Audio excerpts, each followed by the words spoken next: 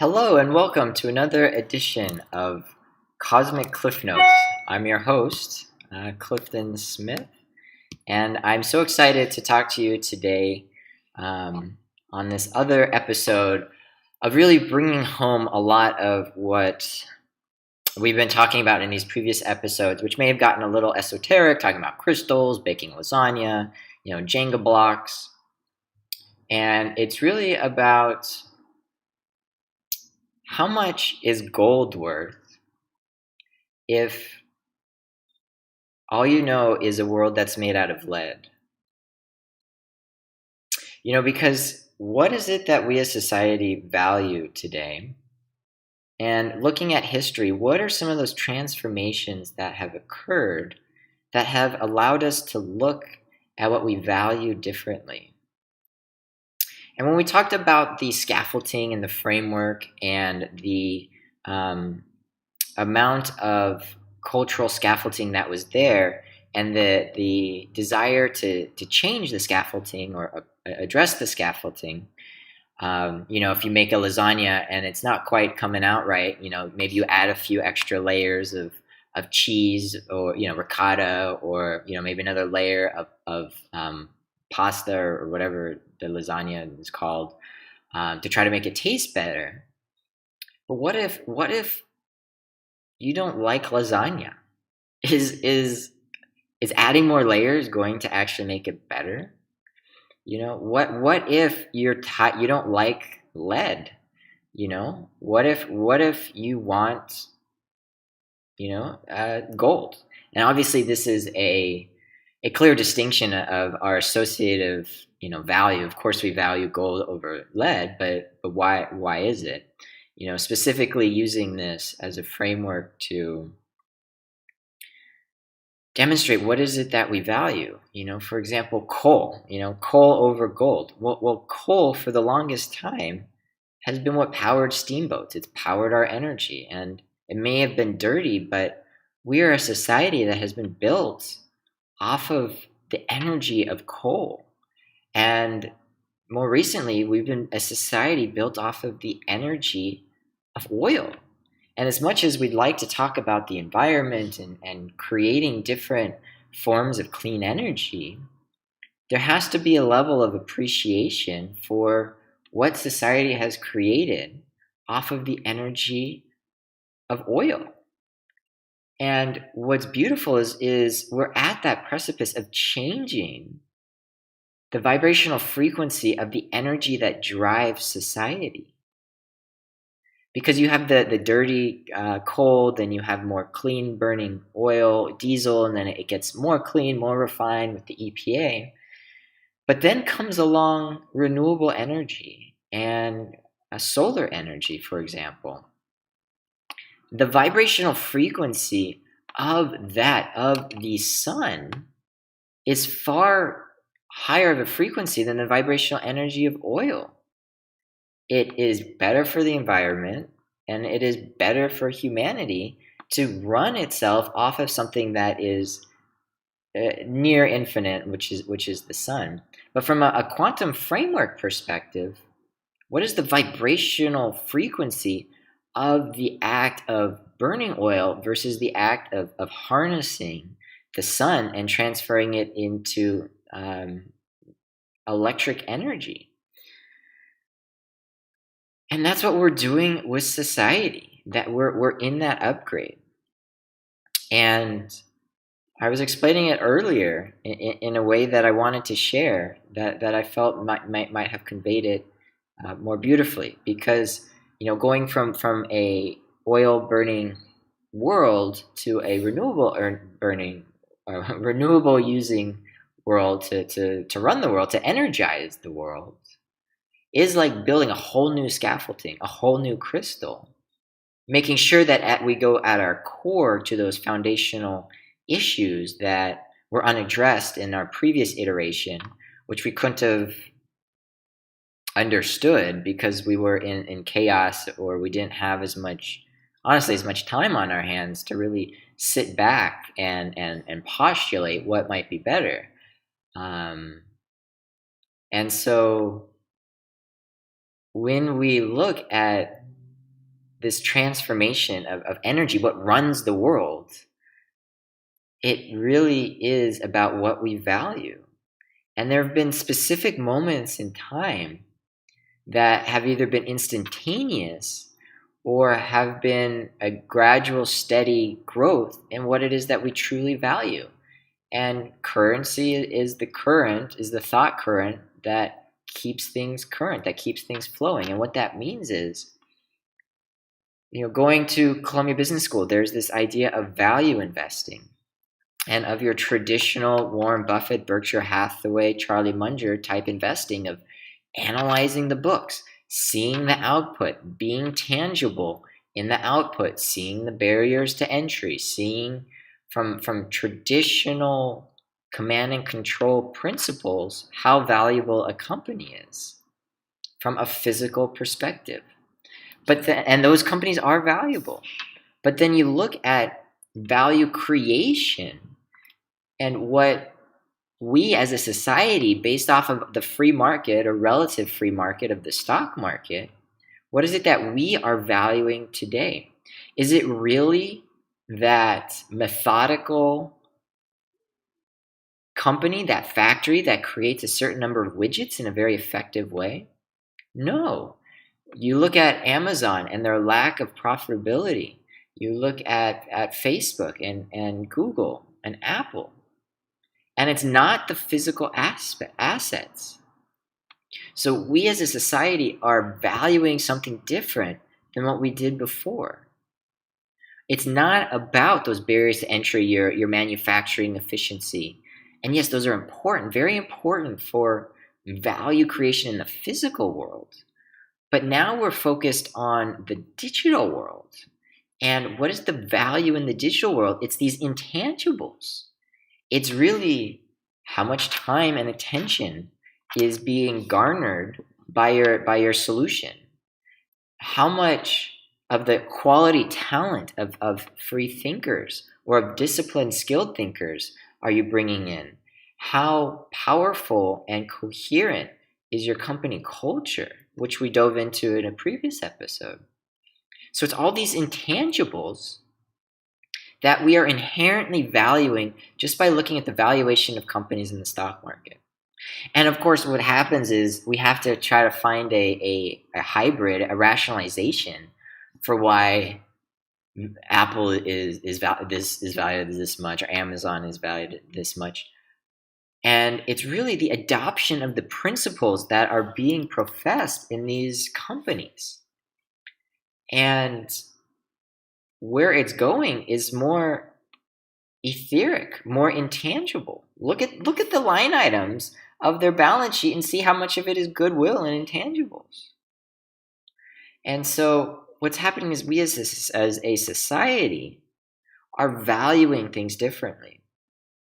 And what I want to offer here is we are at a precipice of valuing things differently too. One of the challenges or things that I see that's happening is this stay at home due to all the issues is really drying us out of our nonsense. We have to sit at home and stew in all these conspiracy theories that we've been professing. We have to sit and stew about all these distractions we've been putting on into our lives that aren't actually that valuable. It's really a shift of us looking at what it is that we truly value. And we start to realize that, cooking is nice, but I do really love going out once in a while versus I'm going to order out every night. And we as a society get to vote essentially as a collective on what it is that we value. And what happened is the government has infused trillions of dollars into our economy. And of course, you can look at it from an old framework of, this might cause inflation or jobs or productivity, this, that, or the other. But from a forced positive constraint of saying, I'm going to find the positive in this situation, which, by the way, is one of the answers of Think and Grow Rich, and Abraham Hicks, and just all these self-help gurus, Tony Robbins, whatever. But it's quantum mechanics as well, like attracts like. So looking at the situation from positive, and there's a lot of not positive things, and I want to honor those and say that there are people out there who are really, really doing justice to discuss the things that are coming up that need to be addressed. But putting just that lens, right? And this is my constraint, is I'm not going to look at everything and talk about it. I'm going to look at this lens, this filter, these rose-colored glasses, this positive constraint, and say, perhaps we as a society are being paid or given the option to receive money to figure out what we actually value. And you can look at this stimulus check at the $1,200, at the unemployment benefits that are there, and for all those who have lost jobs or lost opportunities, like I have, to this situation. We're getting paid to think about what we value, which in and of itself is a value, because we've created a standard of the value we deem a barista at Starbucks to be, based off of the hourly wage that is being paid plus the benefits. We've created benchmarks in the value of driving someone here to there. We've created a value on what certain functions businesses need, and we fill those roles. So the opportunity is, what if that value is not just an attraction to it for the compensation to put food on the table and a roof over your head, but what if being a barista was your passion? What if you saw that as your pathway towards your optimal life? What if you saw being a social media manager or being a payroll clerk as your passion, as your highest expression of where you want to go? It's that intrinsic, that intangible aspect that is creating value in today's situation, because we are given the opportunity to look and say, what do we value? And then from that perspective, from that lens, go out and create. People are creating courses. People are consuming content of courses, of skills that they would like.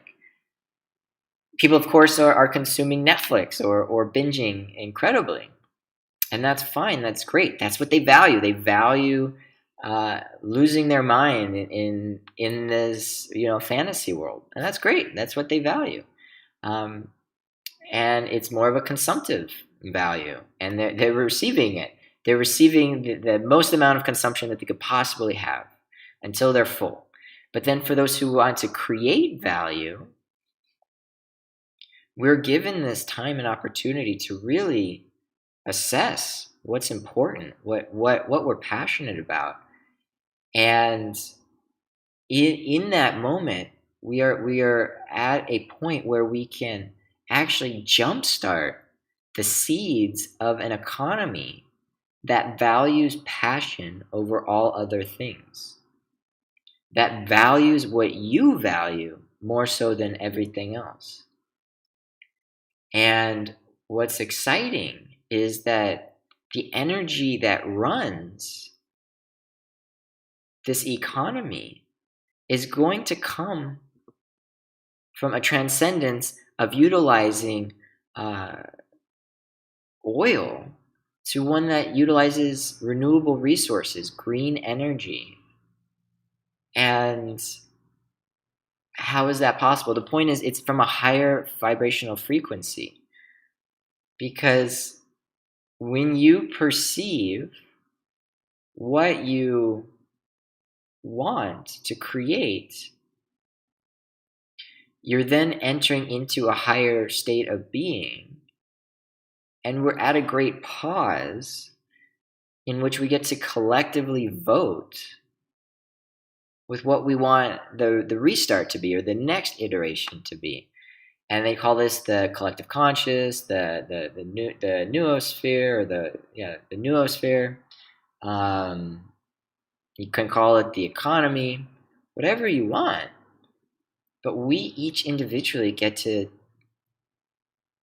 put in what we value.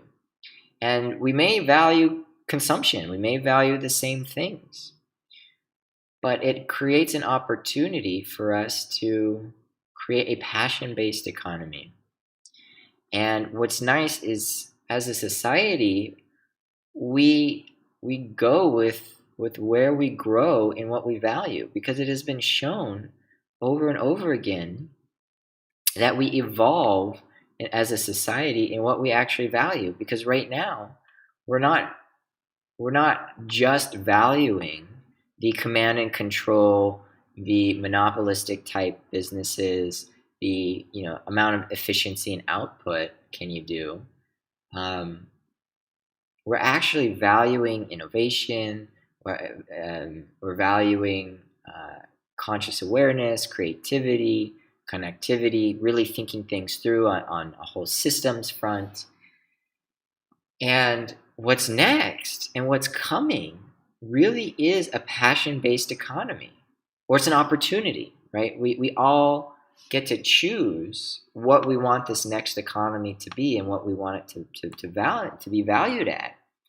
And what I offer is this pause really is our opportunity to go within it and say and see what it is that we value.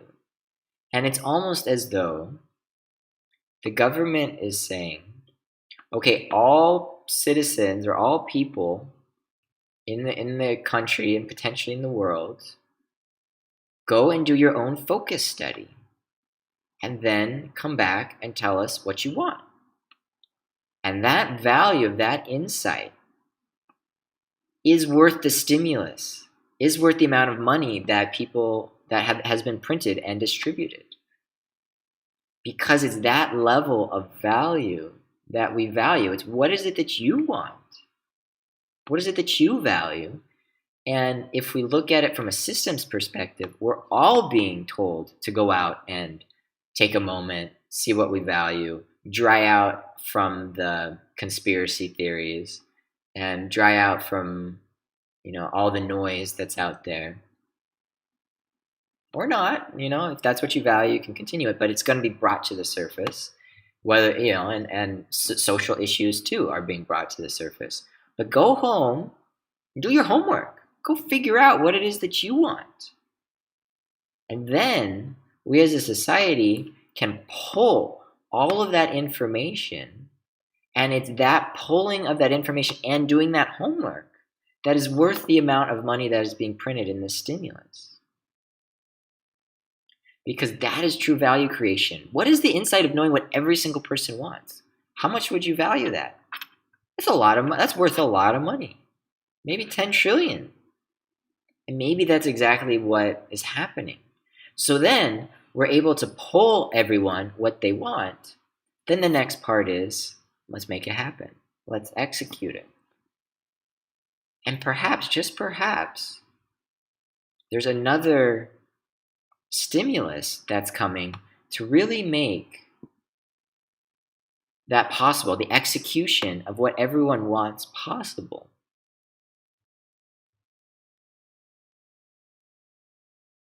Because if you look at the government and you say, oh, it's old, it's this, it's that, it's this. And yes, it is. It's got all those things. But if you look at it like a lean startup, I know it might be really hard to look at our federal government or the world government as a lean startup. But what do you do as a lean startup? You get feedback. Well, how are you going to get feedback of everyone? When they're so busy, when they're so distracted, when they got all these other things. Well, you pay for their time. Just like Google, Amazon, everyone pays for your survey, pays for your feedback. So if we are able to see what's happening in a positive lens, and one of those lenses is to say it's really about citizens of the United States of America or of the world getting clear on what they are passionate about, and we are able to collect that information, then it's worth the stimulus money that has been printed, regardless of the wherever else it went, how you used it, where you used it, the multiplier force of sending money through the community. But from a pure value creation perspective, that would be worth trillions of dollars. And that would justify the printing of the money, because it's the creation of that value, of getting everyone to say what it is they value. Now, the next part is you've got to make sure that there's a framework and a way to receive what they value in an honest, open, fair, and clear way that helps everyone and is very specific on making sure that there's a key focus on diversity, minority, and like technologically latent individuals, right? Making sure that even if we create a scalable solution that individuals who may not understand technology very well, which is a barrier to entry, by the way, which a lot of technologists don't realize. But when we get all of that feedback, that's a huge value. We got everyone to think about what they value. We got everyone to share what it is they value. Then the next part is to go create it, to go create your solution that addresses most of what people value. So that's what's coming next, or could come next, in this positive lens. So I know it's a bit of a fun thought current to play with, but it's something that I want to tie, actually, is that if we were to treat the planet or the United States government and look at it like a lean startup, how would we solve for the next value, for the next wave of value creation? Because we've already got the command and control, the command resources in the physical plane. We've already got the command control in the digital plane and accessing all the top talent and culture. So then what's the next command and control? The next command and control is what you're passionate about, of what excites you, of what motivates you, of what's going to allow you to create. Because simply taking, consuming, might be fine on an individual level, and of course we might be ebbing and flowing in this reality of you have to have takers for givers. But how do we create that next big pie, that next rising tide? Is we have to turn everyone or more people into value creators, because then we can consume more. Because if everyone is focused on creation, then there's so much to consume.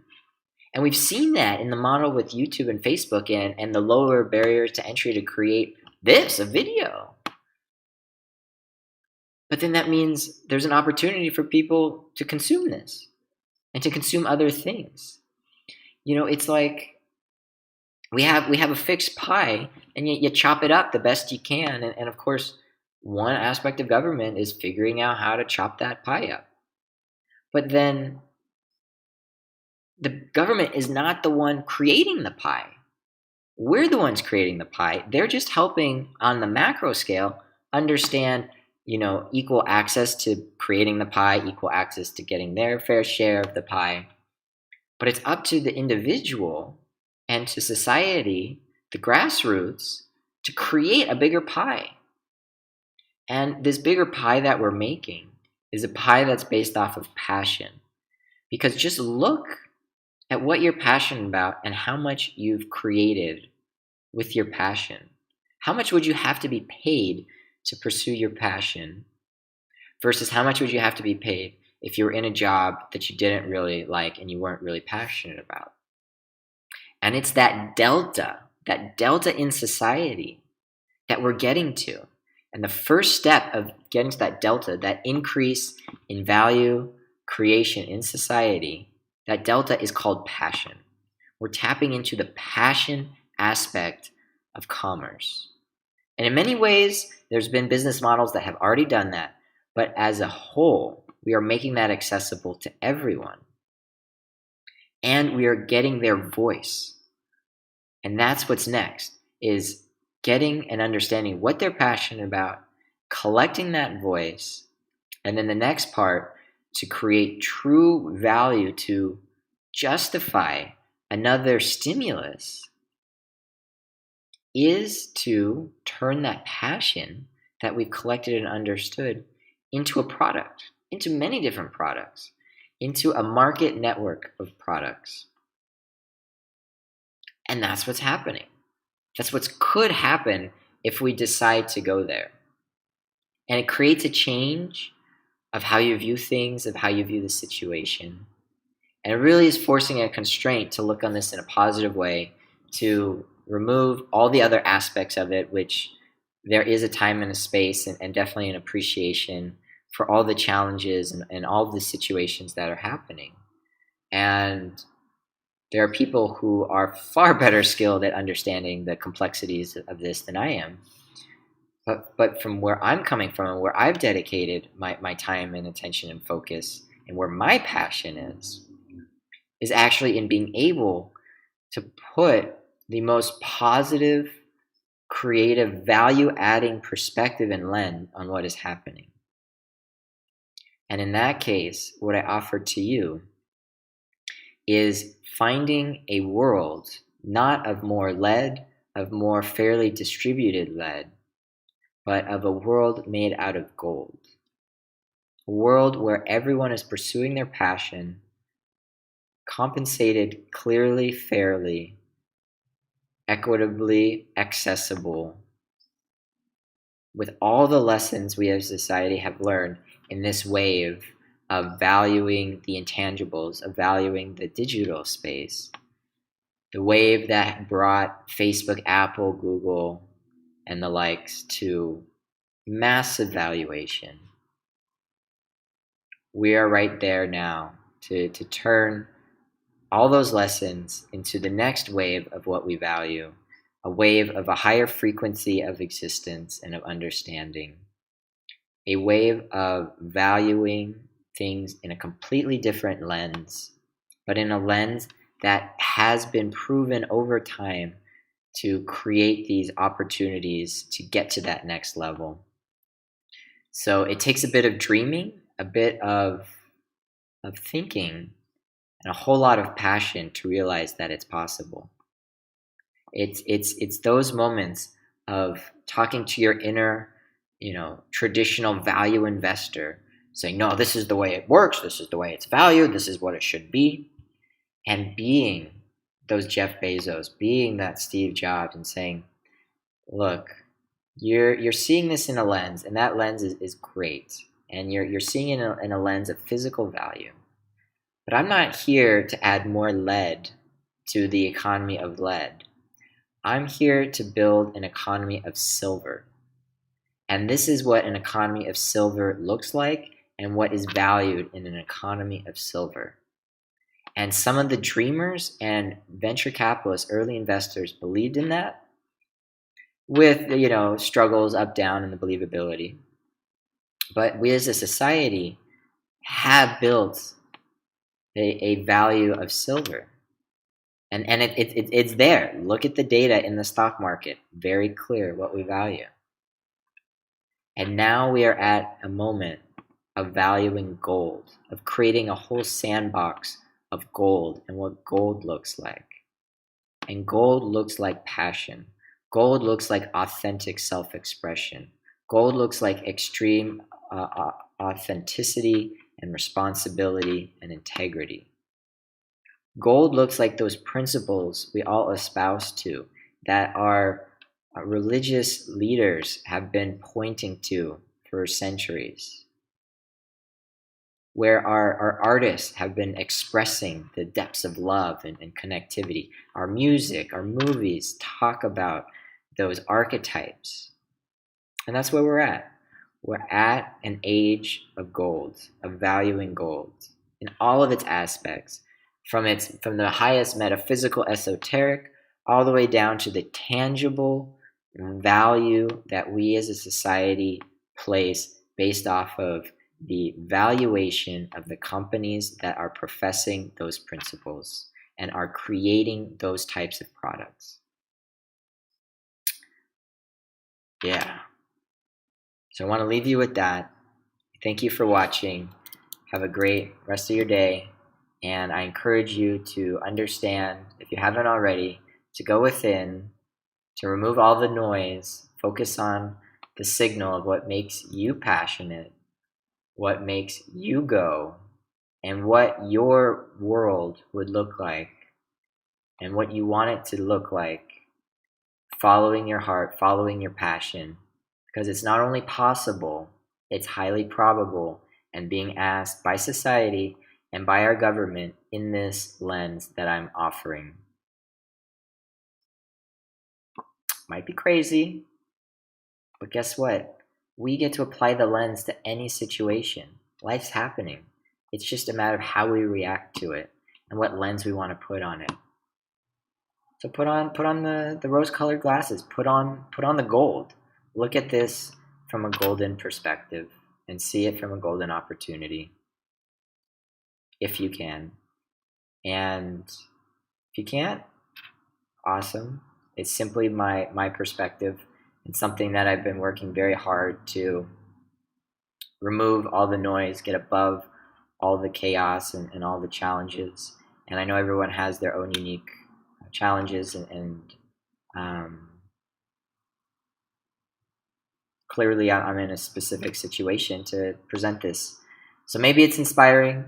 If it is, comment below, subscribe, and join me for the next Cosmic Cliff Notes. But this is really a space to go into outer space and try to make sense and try to make positivity, passion happen and make our worlds golden. All right. Thanks for joining. Bye.